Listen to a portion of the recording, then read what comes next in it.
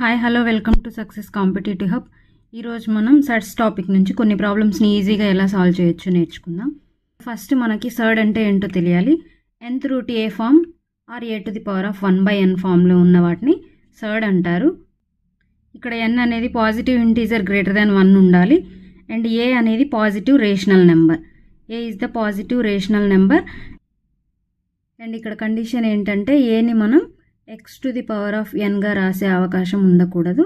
For example ఇక్కడ cube root 8 తీసుకున్నట్టయితే cube route 8లో 8ని మనం 2 క్యూబ్గా రాయొచ్చు.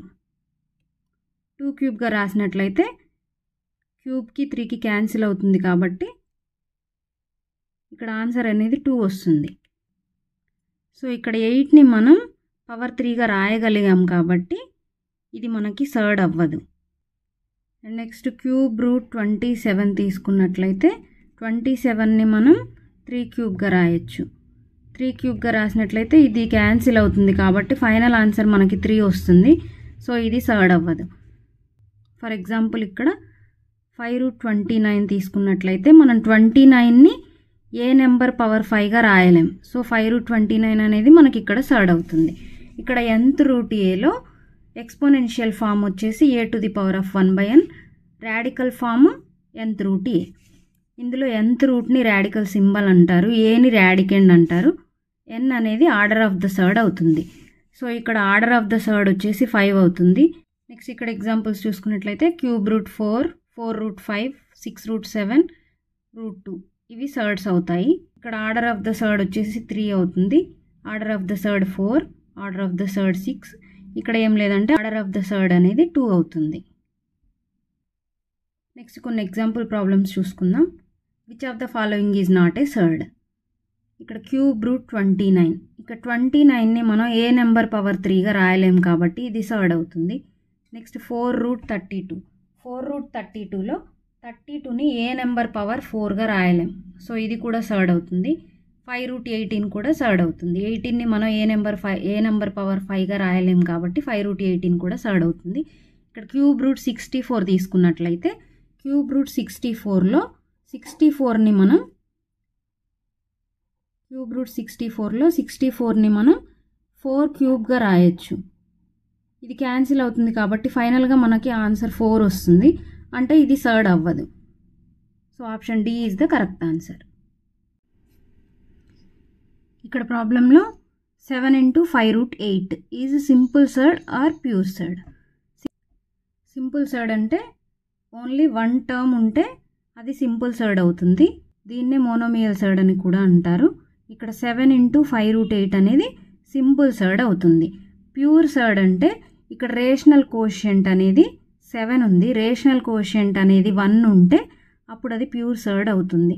నెక్స్ట్ 8 రూట్ 10 అనేది సింపుల్ సర్డ్ అవుతుందా ప్యూర్ సర్డ్ అవుతుందా.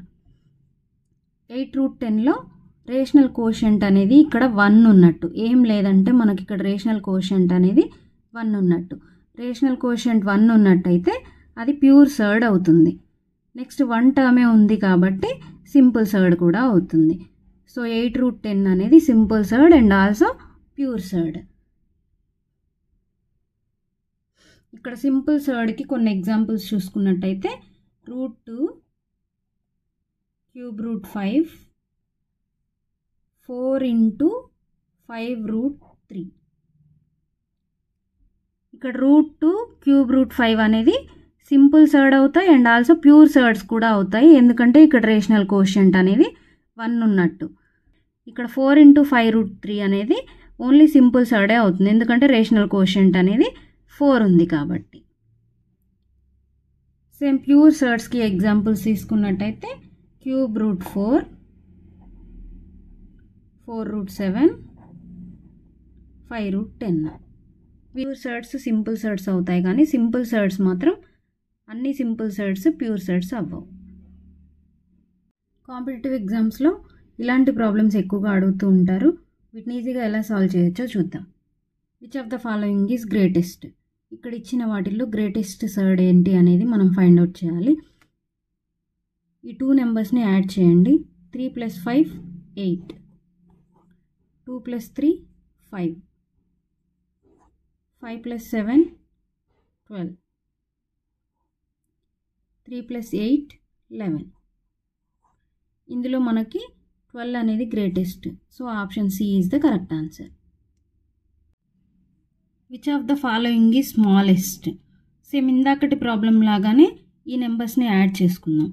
2 + 11 13, 3 + 10 13, 5 + 8 13, 7 + 6 13. ఇక్కడ మనం యాడ్ చేసినప్పుడు ఈక్వల్ ఆన్సర్స్ వచ్చాయి. సో ఇలాంటి కండిషన్లో ఎలా సాల్వ్ చేయాలో చూద్దాం. ఇంతకుముందు ప్రాబ్లంలో మనకి ఈక్వల్గా రాలేదు కాబట్టి ఏ నెంబర్ గ్రేటెస్ట్గా ఉంటే దాన్ని మనం ఆన్సర్గా తీసుకున్నాం. కానీ ఇక్కడ నెంబర్స్ అనేవి యాడ్ చేసినప్పుడు నెంబర్స్ అనేవి ఈక్వల్గా వచ్చాయి. సమ్ అనేది ఈక్వల్గా వచ్చినప్పుడు ఈ 2 నెంబర్స్ యొక్క ప్రోడక్ట్ని మనం తీసుకోవాలి.